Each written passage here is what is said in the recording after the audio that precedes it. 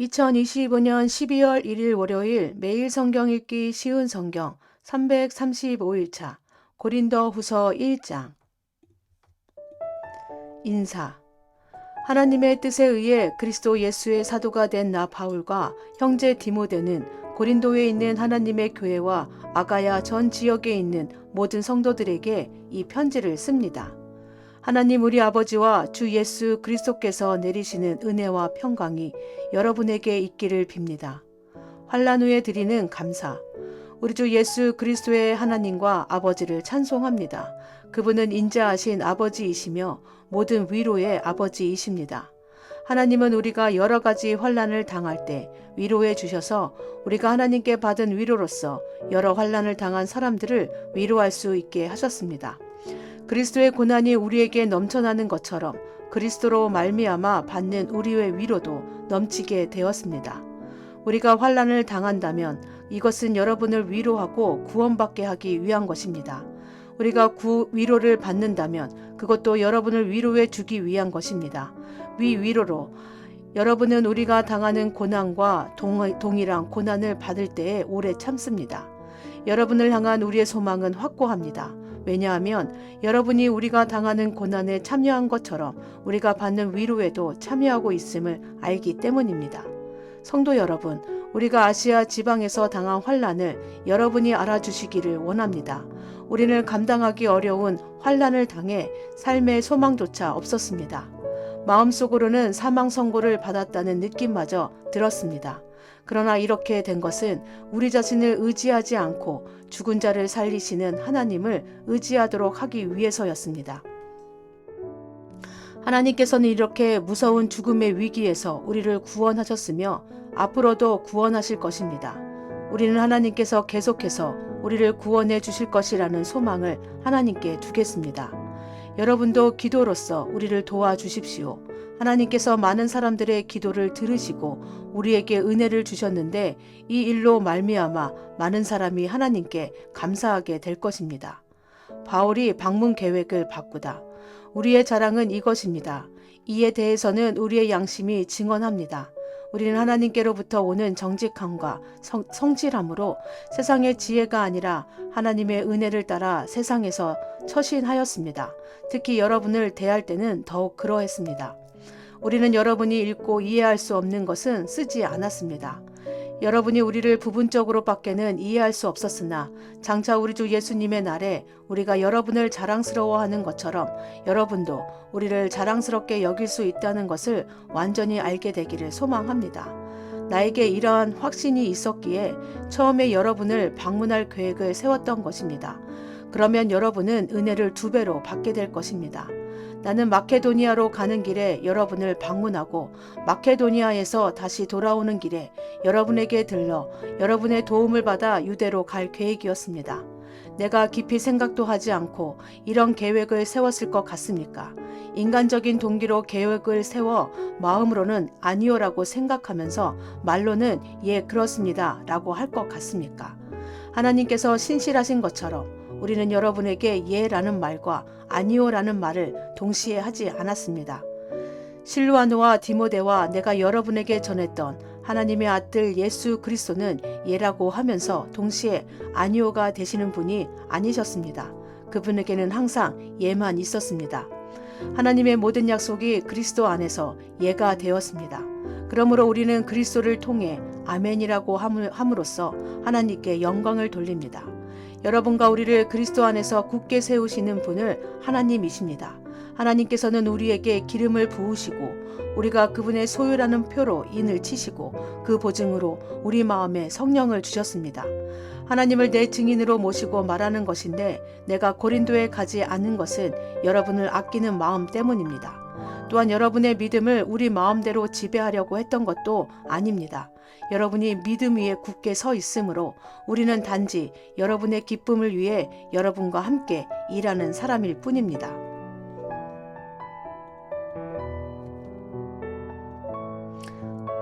고린도후서 2장.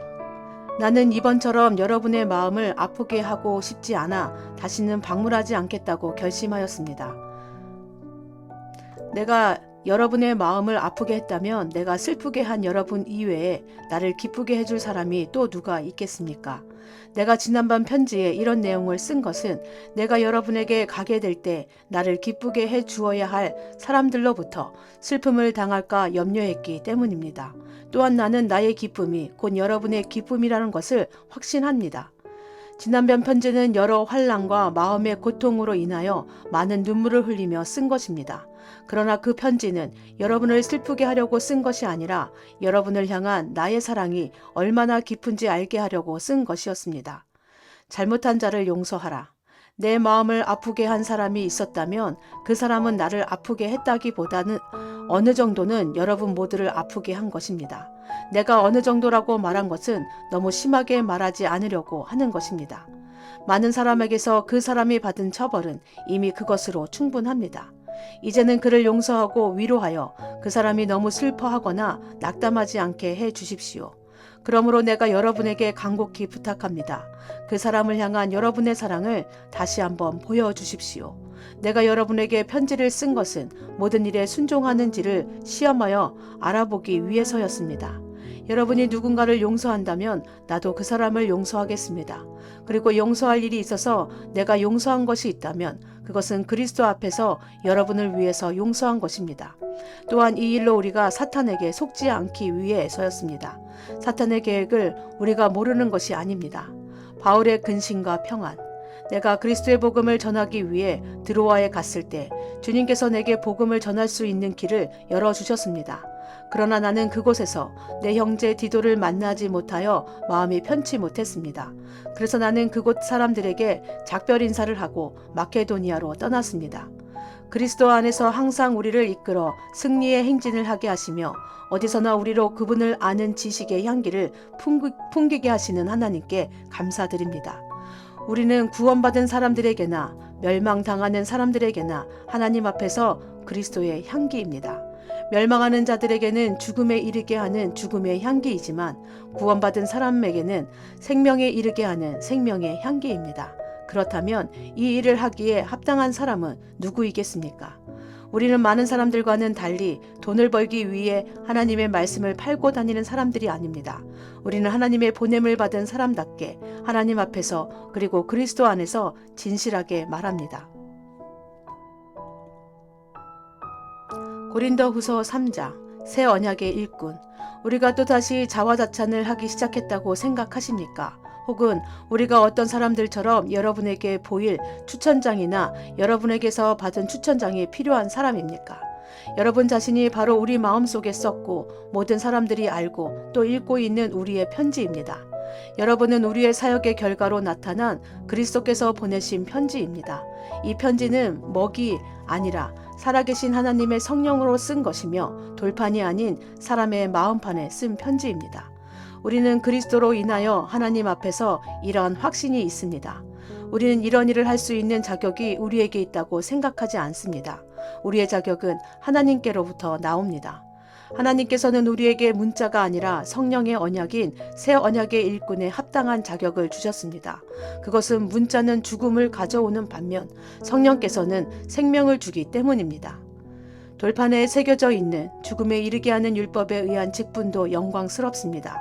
그래서 비록 사라질 영광의 강체이기는 하지만 이스라엘 자손들은 모세의 얼굴에 나타난 광채 때문에 그의 얼굴을 똑바로 쳐다보지 못했습니다. 그러니 성령의 사역은 얼마나 더 영광스럽겠습니까? 사람들에게 죄가 있다고 판정하는 사역도 영광스러운데 의의를 가져다 주는 사역은 얼마나 더 영광스럽겠습니까? 이런 면에서 훨씬 더 빛나는 영광과 비교해 볼 때 이전에 영광스러웠던 것은 전혀 영광스러운 것이 아니었습니다. 사라져 버릴 것도 영광스럽다면 영원히 지속될 것은 더욱 영광스러울 것입니다. 이러한 소망이 우리에게 있기에 우리는 매우 담대합니다. 우리는 이스라엘 자손이 자기 얼굴의 강체가 사라져 가는 것을 똑바로 쳐다보지 못하게 하려고 자기 얼굴에 수건을 덮은 모세처럼 하지 않습니다. 그러나 이스라엘 자손들의 마음이 둔해진 까닭에 오늘날까지도 옛 언약을 읽을 때 수건을 그대로 쓰고 있습니다. 이 수건이 아직까지 벗겨지지 않고 있는 것은 이것이 오직 그리스도 안에서만 벗겨질 수 있기 때문입니다. 오늘날까지도 이스라엘 자손들이 모세의 글을 읽을 때 그들의 마음에는 수건이 덮여 있습니다. 그러나 누구든지 주님께 돌아올 때 그 수건은 벗겨질 것입니다. 주님은 성령이십니다. 주님의 성령께서 계신 곳에는 자유가 있습니다. 우리는 모두 수건을 벗은 얼굴로 주님의 영광을 봅니다. 이렇게 해서 우리는 주님의 형상으로 변화하여 점점 더 큰 영광에 이릅니다. 그 영광은 성령이신 주님께로부터 나오는 것입니다. 고린도후서 4장 질그릇에 담긴 보화. 이처럼 우리가 하나님의 자비로 이 사역을 감당함으로 우리는 낙심하지 않습니다. 우리는 부끄러워 드러내지 못한 것들을 끊어버리고 속임수를 쓰지 않으며 하나님의 말씀을 왜곡시키지 않았습니다. 우리는 진리를 밝히 드러냈으므로 하나님 앞에서 모든 사람들의 양심을 향해 우리 자신을 당당히 내세웁니다. 우리가 전하는 복음이 가리워졌다면 그것을 멸망하는 사람들에게 가리워진 것입니다. 이 시대의 신이 믿지 아니하는 사람들의 마음을 어둡게 하여 하나님의 형상이신 그리스도의 영광을 드러내는 복음의 빛을 보지 못하게 하였습니다. 우리는 우리 자신을 전파하지 않습니다. 우리는 예수 그리스도가 주님이시라는 사실과 우리가 예수님을 위해 일하는 여러분의 종이 되었다는 사실을 전파합니다. 어둠 속에 빛이 비쳐라 라고 말씀하신 하나님께서 우리 마음에 빛을 비추셔서 그리스도의 얼굴에 나타난 하나님의 영광을 깨닫게 해주시기 위해 우리 마음에 빛을 비추셨습니다. 우리는 이 보화를 질그릇에 담고 있습니다. 이것은 그 풍성한 능력이 우리에게서 나오는 것이 아니라 하나님께로부터 나오는 것임을 보이시려는 것입니다. 우리는 사방에서 압박을 받아도 눌리지 않으며 난처한 일에 빠져도 절망하지 않습니다. 핍박을 당해도 버림을 받지 아니하고 매를 맞아 넘어져도 망하지 않습니다. 우리는 예수님의 생명이 우리 몸에서 나타나도록 하기 위해 항상 예수님의 죽으심을 우리 몸에 짊어지고 다닙니다. 예수님의 생명이 죽을 우리 몸에 나타나도록 하기 위해 우리는 살아있지만 예수님을 위해 항상 몸을 죽음에 내맡기고 있습니다. 그러므로 우리 속에서는 죽음이 활동하지만 여러분 속에서는 생명이 활동하게 되는 것입니다. 성경에 내가 믿었다. 그러므로 내가 말하였다고 기록되어 있듯이 우리도 동일한 믿음의 정신으로 믿고 말하는 것입니다. 우리가 이렇게 말할 수 있는 것은 주 예수님을 죽은 자 가운데서 다시 살리신 하나님께서 예수님과 함께 우리도 살리셔서 여러분과 함께 하나님 앞에 서게 하실 것을 알기 때문입니다. 이 모든 일은 다 여러분의 유익을 위한 것입니다.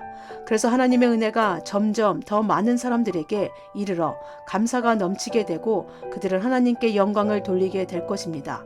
믿음으로 사는 삶. 그러므로 우리는 낙심하지 않습니다.